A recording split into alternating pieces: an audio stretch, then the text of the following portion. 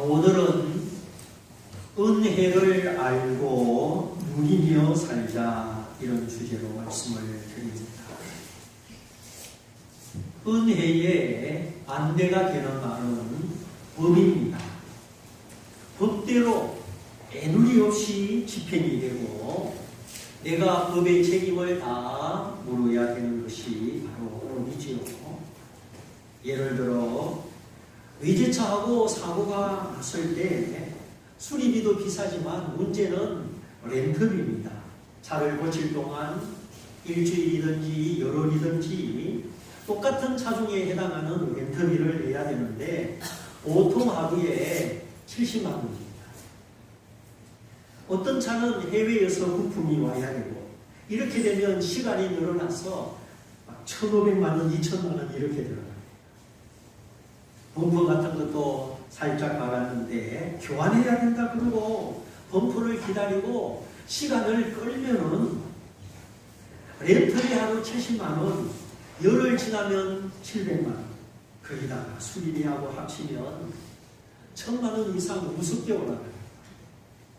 그래서 제가 아는 친척도 어쩌다가 외제차하고 사고가 났는데 어쩔 줄을 몰라요. 전화를 하고 찾아가고 도와달라고 하고 그래가지고 700만 원 현찰을 딱 주고 계산을 끝냈어요. 범퍼 조금 얽힌 것뿐이에요. 그런데도 법대로 해서 시간 끌어서 더 많이 들어가기 전에 그냥 현찰 주고 끝낸 겁니다. 이게 법입니다. 법이라는 것은 애누리가 없습니다. 요 며칠 전에 생계형 강도 사건이 일어났는데 생계형이라도 단순 사건이 아니고 강도 사건이기 때문에 엄벌에 처한다 판결이 나왔습니다. 범퍼 기퉁이 걸친 거 가지고 사정사정해서 700 주고 끝냈는데 반대로 이런 일이 있습니다. 어떤 목사님이 디코를 타고 가다가 그만 깜빡하고 앞에 있는 그랜저를 박아버렸어요. 정말 죄송하다. 제가 책임지고 꼭 수리 드리겠다고. 그리고 명함을 드렸습니다. 무슨 교회, 무슨 목사. 그랬더니 며칠 있다가 그 그랜저 사장님 비서한테 연락이 왔어요. 목사님, 우리 사장님이 이 목사님의 여러 가지 사정을 살펴보더니 차값을 물리기가 마음이 불편하고 또 그 티코는 이번에 많이 부서졌으니까 소형차 한 대를 준비해 왔습니다. 우리 사장님이 목사님께 드리는 선물입니다. 이러시는 거예요. 그리고는 차를 한 대 가져왔습니다. 여러분 이거 실화입니다. 사고를 내어서 물어줘야 되는데 탕감을 받고 오히려 새 차 한 대를 싣고 타고 다니는 그 모습이 그래 새 차 한 대를 가져온 거예요. 이것을 가리켜 뭐라고 하느냐? 은혜라는 거예요. 여러분 우리가 은혜를 알고 살아요. 값없이 자격 없이 거저 받은 혜택을 은혜라고 합니다. 하나님은 은혜의 하나님이요. 우리가 믿는 믿음도 은혜를 믿는 은혜의 믿음입니다. 내 노력으로 내 힘으로 아둥바둥 살려고 하지 말고 하나님 저 좀 불쌍히 여겨주세요. 저 좀 은혜 내려주세요. 이렇게 우리가 살아야 되는 거예요. 우리가 죄를 용서받고 천국 가는 것 성경은 이것을 다 은혜라고 말합니다. 저는 이 은혜를 깨닫고 하나님 앞에 많이 울었습니다. 너무너무 감사해서 교회 나간 지 한 달 만에 하나님의 은혜, 하나님의 사랑이 믿어지는데 완전히 새 사람이 됐어요. 산을 봐도 하나님이 생각나고 하늘을 봐도 하나님이 생각나고 만물을 지으신 하나님, 천지의 창조자 하나님, 그 하나님의 크기, 하나님의 위대하심을 찬양하게 되었습니다. 특별히 내 죄를 사해 주신 은혜, 그 아들 예수님의 피로 십자가의 죽음으로 내 죄를 사해 주시고 하나님 자녀 삼아주시고 천국 백성 삼아주셨다. 그 은혜가 값없이 베풀어 주신 은혜가 얼마나 감사한지. 오늘 밤에 죽어도 내가 갈 곳이 있고 천국이 있고 눈뜰 곳이 있기 때문에 세상 염려 근심이 다 사라지고 너무나 기쁘고 즐거운 것입니다. 그리고 석 달쯤 지나니까 사람들이 다 불쌍하게 보입니다. 예수 안 믿으면 지옥 가는데 예수 믿고 구원받아야지 막 사람만 보면 그 마음 그 생각이 이 속에서 가득한 겁니다. 그러다가 이제 교회 나간 지 한 6개월이 됐는데 나도 모르게 기도가 나오는 겁니다. 하나님, 나 같은 죄인 구원해 주셨는데 이제 앞으로 평생 어떻게 살면 좋겠습니까? 그때가 1972년 고등학교 2학년 때예요.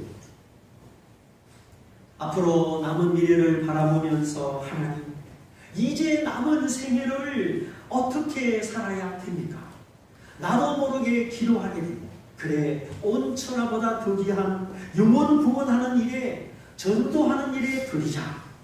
죄인을 구원하여서 천국 가게 하는 것보다 더 귀한 일이 없으니 전도하자. 그때 기도하고 그때 결심하고 지금까지 오게 되었습니다. 그것도 하나님의 은혜죠. 저는 이 세상 부러운 것도 없고 이 세상 오래 살고 싶은 마음이 없습니다. 너무나 좋은 곳을 전혀 죄가 없는 사랑의 나라, 그 하나님의 나라를 은혜로 받았기 때문에 그 나라가 그립고 그 나라를 사모합니다. 다만 하나님이 오라 하시는 그날까지 사명을 다하고 하나님과 동행하고 하나님의 뜻을 이루려고 하는 것뿐입니다. 그래서 우리가 법으로 살 것이냐 은혜로 살 것이냐, 이것은 아주 중요한 질문입니다. 법으로 살면 나만큼 살고 은혜로 살면 하나님만큼 살게 되는 줄 아시기를 바랍니다. 그게 우리가 은혜로 살아야 되는 거예요. 나의 자원은 이만하고 하나님의 자원은 셀 수가 없는데 통로가 열리고 기도가 열리고 은혜가 열리면 우리가 하나님만큼 살게 되는 것입니다. 이 얼마나 좋습니까? 법으로 살면 내가 다 책임져야 되고 내가 다 노력해야 되고 내가 값을 다 지불해야 됩니다. 자, 외제차 사고 냈다. 법대로 하면 내가 값을 다 지불해야 됩니다. 물론 우리가 살아가면서 정당한 책임, 합당한 의무, 그것을 면제해 달라는 것은 아닙니다. 사회적인 책임감, 성실한 계약 이행, 납세, 국방의 의무, 이런 것을 면제해 달라는 그런 이야기는 아니죠. 너도 나도 면제받고 너도 나도 세금 안 내고 그러면 나라가 망하게 되죠. 그런데 하나님과 나와의 관계에 있어서 우리가 용서받고 하나님의 은혜를 받아야 하는 것이 있습니다. 하나님은 은혜 베푸시는 하나님이고 우리가 그 은혜를 받으며 살아갈 때 죄에서 받은 기쁨이 있고 천국의 소망이 있고 이 세상 사는 목적을 가지고 우리가 바르게 의미 있게 보람 있게 살아가게 되는 것입니다. 영원한 생명을 보장받고 한 번 사는 인생 헛되이 속아서 살지 않고 후회하며 살지 않고 하나님의 면류관을 바라보며 살아가게 되는 것입니다. 이것이 과거도 구원받고 현재도 구원받고 미래도 구원받는 완전한 구원입니다. 얼마나 복되고 놀라운지. 하나님의 내 지나간 잘못, 지나간 과거에 대하여 묻지 아니하시고 예수님의 피로 씻어서 기억지도 아니하시는 은혜입니다. 그래 예수 믿고 은혜 받은 하나님의 자녀는 과거에 매달려 살지 않습니다. 누구나 미련하고 완고해서 살아가면서 실수하지. 그러나 예수를 믿는 순간 하나님은 우리의 과거를 묻지 아니하시고 기억지도 아니하십니다. 하나님이 기억지 아니하시는데 내가 기억할 필요가 있습니까? 전혀 없는 줄 믿습니다. 추억하는 것과 기억하는 것은 다릅니다. 추억은 나도 모르게 떠오르는 거예요. 그건 어쩔 수 없어요. 잠깐 떠올랐다가 지나갑니다. 그러나 기억이라는 것은 자꾸 신경이 쓰이고 마음이 쓰이는 것이죠. 내가 잘못한 거, 내가 실수하고 죄 지은 것, 그 죄 때문에 예수님 나 위에 죽으시고 십자가에 못 박히시고 피 흘리셨으니 주님이 책임지신 그 은혜, 나를 용서하신 그 은혜, 우리는 용서받았기 때문에 다시는 기억할 필요가 없는 것입니다. 이것은 하나님의 사랑이요, 하나님의 은혜니 감사하고 찬양하고 모든 과거와 허물을 예수님의 십자가에 던지는 것입니다. 오늘 말씀에 너희의 모든 죄악을 사하시며, 하나님은 우리의 죄를 사해 주시는 용서의 하나님, 은혜로우신 하나님이십니다. 죄를 사해 주시는 이 은혜는 은혜 중에도 은혜입니다. 지금도 재판이 진행되고 있고 교도소에 감옥에 수감된 사람들, 이 죄에 대한 값을 치르고 있는 것이죠. 그런데 어떤 죄는 상대방이 처벌을 원치 않을 때 석방이 됩니다. 피해를 입은 사람이 괜찮다, 처벌을 원치 않는다, 그러면 석방이 되는 겁니다. 왜 그렇습니까? 상대방이 용서하고 은혜를 베풀었기 때문이죠. 아까 보십시오. 아티콜을 가지고 그랜저를 박았는데 물려주기는커녕 소형차 한 대를 선물로 받았잖아요. 하나님은 어떤 분이시냐? 하나님은 사랑이시고 사랑이시기 때문에 용서하고 은혜 베풀기를 즐거워하는 겁니다. 하나님은 우리를 억지로 용서하는 게 아니에요. 하나님은 즐거움으로 우리를 용서해 주시는 겁니다. 어떤 사람은 뛰어먹고 남을 괴롭히고 그런 걸 즐거워합니다. 악인이지요. 악인은 의인의 모임에 참여하지 못한다. 악인의 길은 망한다. 그렇게 말씀하셨죠. 우리가 예수 믿고 은혜를 알고 의인으로 살아가면 얼마나 즐거운지. 의인은 하나님이 인정해 주시고 하나님이 보고 기뻐하시며 복 주시기 때문에 모든 삶이 즐거운 것입니다. 즐거우니까 암세포가 틈탈 겨를이 없는 것이죠. 그래서 우리가 죄를 용서받고 하나님의 은혜로 살고 이제 의인으로 살고 즐거워하며 살아갈 때 하나님이 우리 모든 병을 고쳐주시는 2차적인 은혜를 받게 되는 것입니다. 가장 기본적이고 1차적인 은혜는 죄 사함 받는 은혜입니다. 죄를 사함받아서 하나님의 자녀되고 성령을 받으면 이제 보는 것이 달라지고 생각하는 것이 달라지고 악인의 걸음이 아니라 의인의 걸음을 걸어가게 되는 것입니다. 자, 그러면 의인은 뭐냐? 어떤 사람이 의인이냐? 잘 들어보십시오. 죄를 안 짓는 사람, 실수를 안 하는 사람, 스스로 완전한 사람이 의인이 아닙니다. 그렇다면 이 세상에 의인은 하나도 없습니다. 우리는 용서받았지만 하나님의 자녀 되었지만 여전히 죄를 짓고 실수하고 완전한 것이 아니라 허물투성이요 부족한 것이 많습니다. 우리가 용서받고 구원받은 것은 예수님의 피 때문에 예수님의 은혜로 된 것입니다. 그럼에도 불구하고 우리는 여전히 고쳐야 되고 변화되어야 하는 많은 부분을 가지고 있습니다. 그래서 우리에게는 하나님의 지혜가 필요하고 하나님의 인내가 필요하고 하나님의 사랑이 필요합니다. 이렇게 하나님의 사랑과 인내와 지혜가 우리에게 임하도록 이제 말씀이 비추어 주실 때 그 말씀 앞에 내가 틀렸구나, 내가 잘못했구나 계속 자신을 고쳐 나가는 것입니다. 하나님이 기뻐하고 하나님의 복 주시는 의인은 실수가 없는 스스로 완전한 사람이 아닙니다. 이제 하나님의 말씀을 기준으로 자기를 고치는 사람, 겸손한 사람, 그 사람이 의인입니다. 그래서 의인은 하나님의 말씀을 가까이 하는 사람이고, 하나님 말씀을 기뻐하는 사람이고, 하나님 말씀에 복종하는 사람이고, 악인은 하나님의 말씀을 무시하고 하나님과 상관없이 하나님 말씀을 멀리하는 사람입니다. 악인이 되고 싶으면 예배도 안 드리고 말씀도 안 듣고 내 마음대로 살면 악인이 되는 거예요.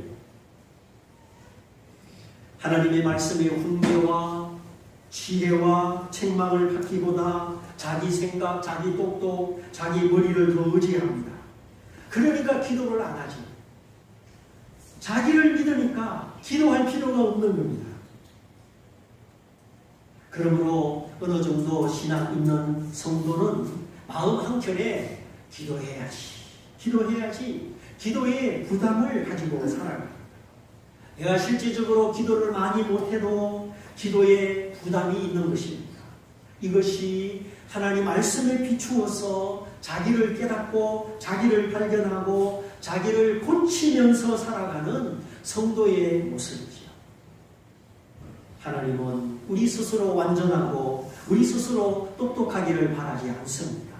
하나님의 의로운 말씀, 7번 단련한 은과 같이 순전하고 거짓이 없는 그 말씀 앞에 자기를 비추고 허물을 깨닫고 자기를 고치는 것, 그것이 의요, 하나님이 보시기에 의입니다. 그래서 말씀대로 예수님 잘 믿는 사람, 신앙생활 잘하는 사람은 하나님이 보시기에 의인인 거예요. 하나님은 우리가 어떤 사람인지 알고 있습니다. 정말 우리 인생이 풀과 같고 우리 인생의 영화가 들의 꽃과 같이 피었다 지는 것을 아십니다. 우리의 체질이 흙이요 진토인 것도 아십니다. 시신이 흙 속에 오래 있으면 나중에 뼈도 다 삭아가지고 건질 것이 없습니다. 우리가 우리를 모르는 것이 무지요 교만이지요. 내가 어떤 사람인 줄 알면 하나님을 주인으로 모시고 살아갑니다. 하나님은 나를 사랑하시고 하나님은 지혜가 충만하시고 나를 인도하시는 완벽한 코치이기 때문에 하나님께 묻고 하나님을 앞세우고 하나님을 주인으로 모시고 살아가는 것입니다. 그리고 하나님 말씀을 자꾸 그리워합니다.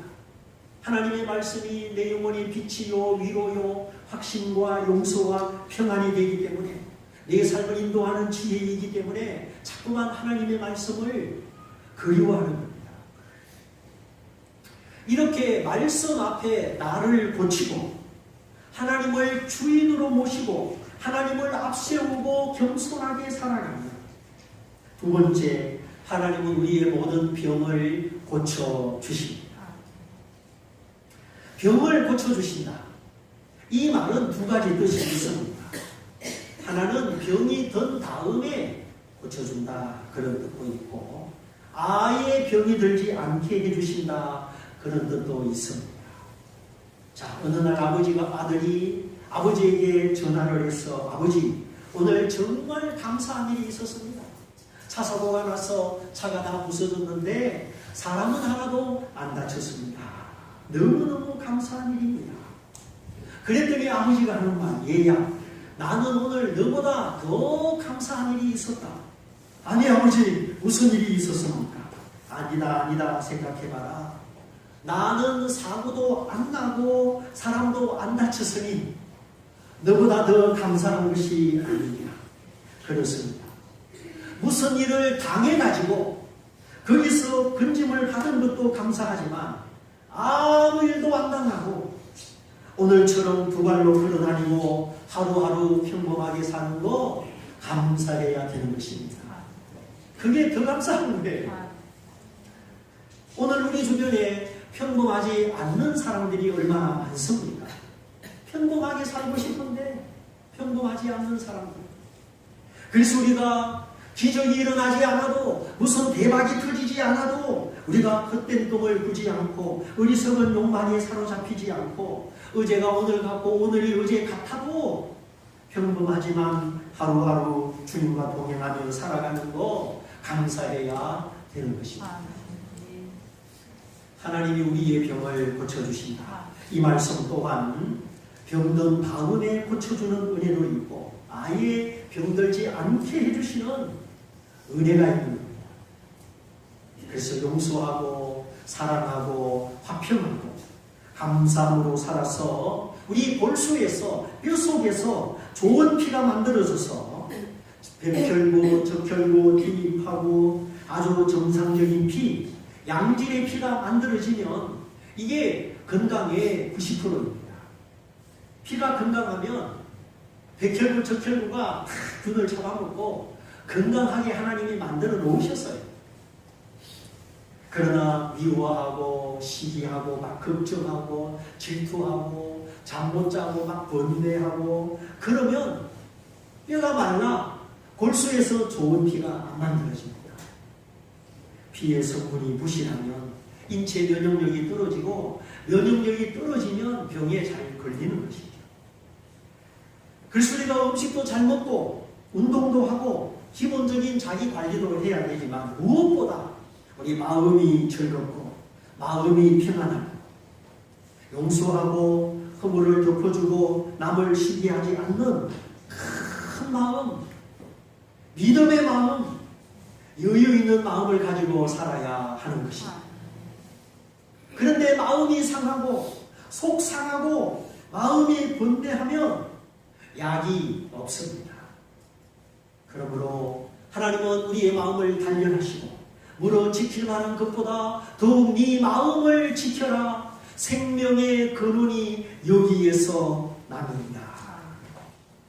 우리의 마음을 어리석음으로 채우지 말고 분노로 채우지 말고 헛된 야망과 집착, 어리석은 욕망을 버려야 하겠습니다. 사람의 신체와 마음은 너무 밀접하게 관계되어 있습니다. 불편한 사람하고 불편하게 밥 먹으면 밥이 얹혀요. 여기. 화를 내고 밥을 먹으면 설사를 합니다. 신경이 예민해져서 그런 거죠. 그러므로 정말 우리 신체의 건강 잘 지키려면 우리 마음이 화평해야 되고 즐거워해야 되는 것입니다. 그런즉 날마다 순간마다 죄를 사함받고 하나님과 내가 화목의 관계를 이루고 용서받았으니 용서하고 모든 사람과 더불어 화평함을 이루어서 마음의 건강 또 육체의 건강을 잘 지키시기를 바랍니다. 세 번째로 우리의 생명을 파멸해서 건져주시는 하나님의 은혜가 있습니다. 요람에서 무덤까지 응애하고 태어나서 숨 묻는 그날까지 우리 인생은 다 한편의 드라마 파노라마와 같습니다. 소설을 써도 10권을 쓸 수 있는 그런 사연을 다 가지고 있습니다. 사연 없는 사람, 눈물 없는 사람은 아무도 없습니다. 때로는 순풍에 돛담배 같고 때로는 바람 앞에 흔들리는 등잔불같이 위태로울 때도 있습니다. 그럼에도 불구하고 우리가 오뚜기처럼 일어나서 소원의 항구를 향하여 완주할 수 있는 것은 하나님이 나와 함께 하시며 우리를 지켜주시기 때문입니다. 저도 지금까지 가만히 생각해보면 죽을 뻔한 위기가 3번이나 있었어요. 한 번은 연탄가스를 왕창 마셔가지고 죽을 뻔했어요. 또 한 번은 굴다리 철로에 밑에 낭떠러지 철로 위를 자전거 타고 가는데 바람이 휙 불어가지고 막 휘청해가지고 아차하면 떨어져서 죽을 뻔했어요. 그리고 막 유괴 훈련받다가 산에서 활강대를 잡고 밑으로 막 쫙 내려가는데 그때 판단 잘못했으면 큰일 날 뻔했습니다.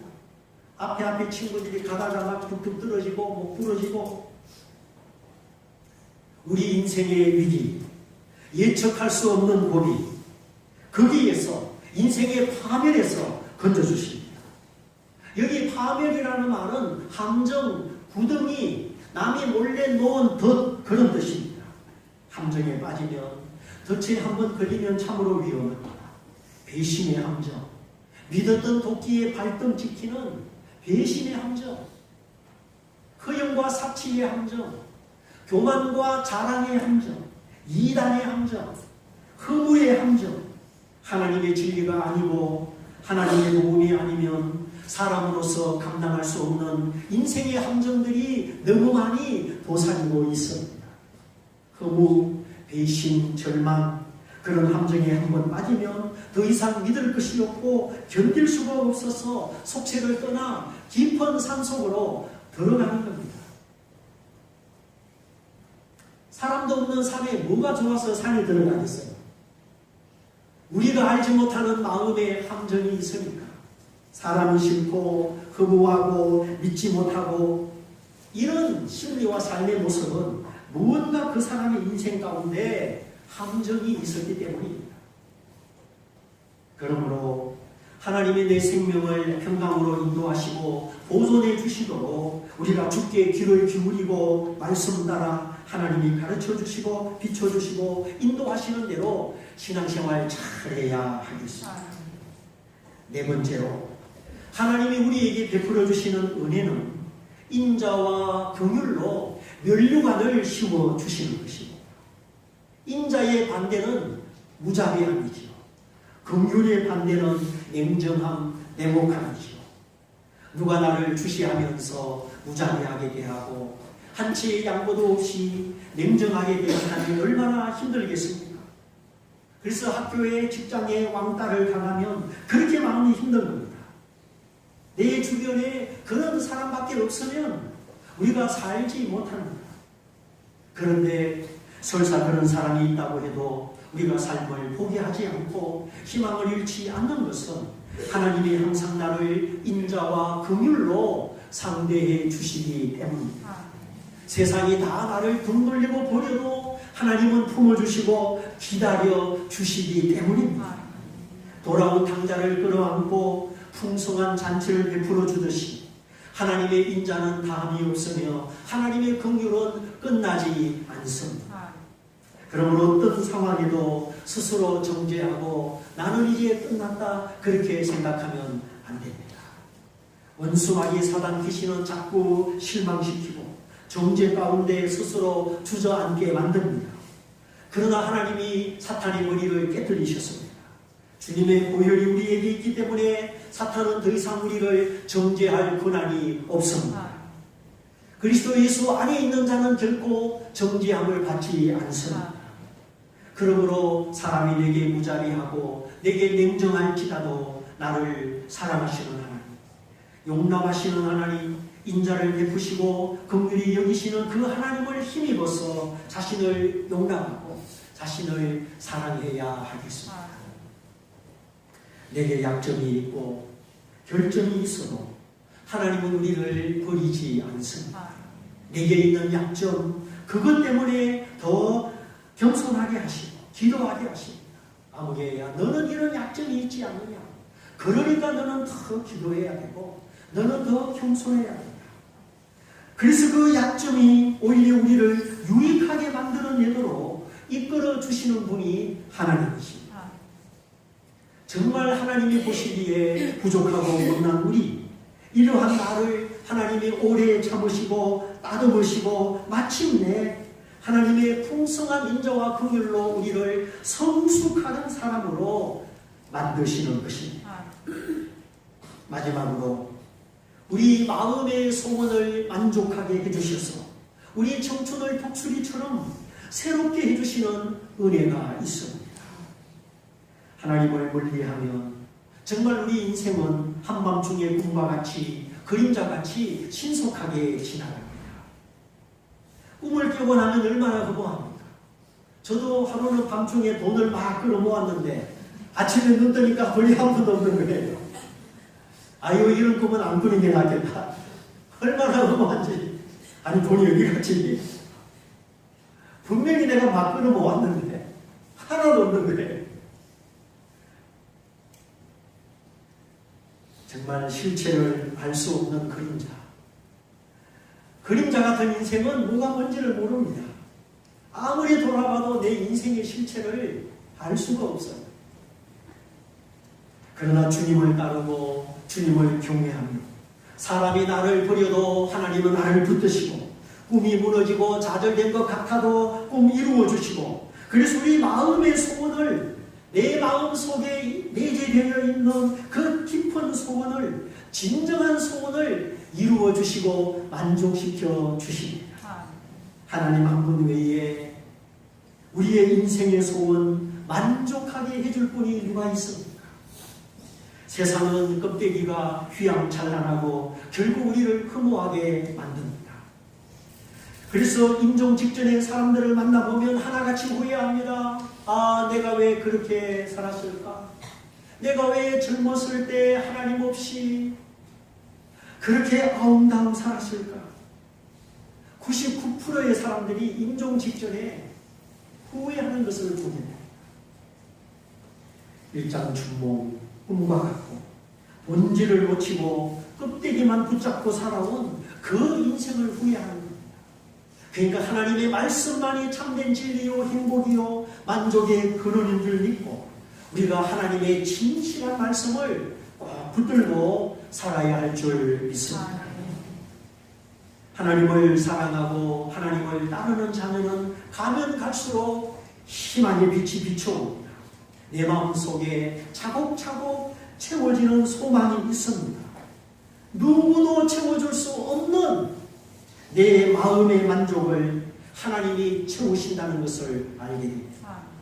그러므로 우리가 사람 눈치 보지 말고 허세 부리지 말고 하나님을 경외하고 하나님을 섬김으로 내 마음속에 가득가득 채워주시는 참된 소망, 진정한 만족으로 가득하시기를 바랍니다.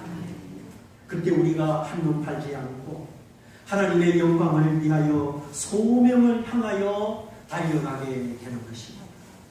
내 청춘으로 독수리같이 새롭게 하시는구나.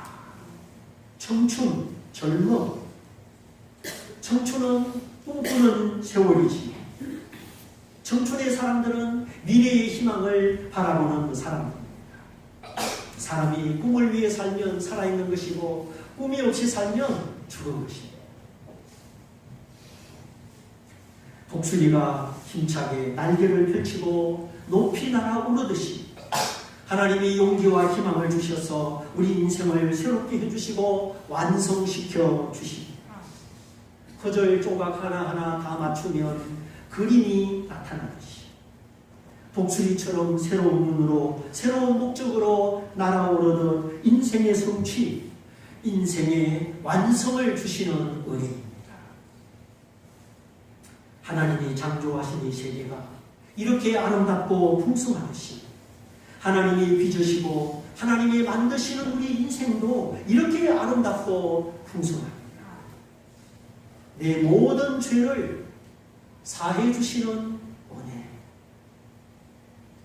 내 모든 병을 고쳐주시는 은혜, 생각지 못한 인생의 파멸과 함정에서 건져주시는 은혜, 내 약점에도 불구하고 인자와 긍휼로 오래 참아 이끌어주시는 은혜, 그리고 내 마음의 깊은 소원을 만족해 하사 독수리처럼 꿈과 희망으로 날아오르게 하시는 이 은혜, 이 하나님의 은혜가 하나님을 경외하는 우리 모든 성도들에게 날마다 갈수록 가득하시기를 주님의 이름으로 축원드립니다.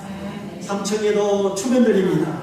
우리 말씀을 붙잡고 다 같이 기도하겠습니다. 주님, 내가 노력하고 애쓰지만 그것은 나의 분량입니다. 하나님의 분량이, 하나님의 은혜가, 하나님의 무한한 축복이 내 마음속에 있어야 하겠습니다. 예수님을 더 생각하고 하나님을 더 사랑하고 말씀 속에, 진리 속에 하나님과 함께 살게 해 주옵소서. 우리 말씀을 붙잡고 다 같이 기도하겠습니다. 할렐루야. 사랑하십니다.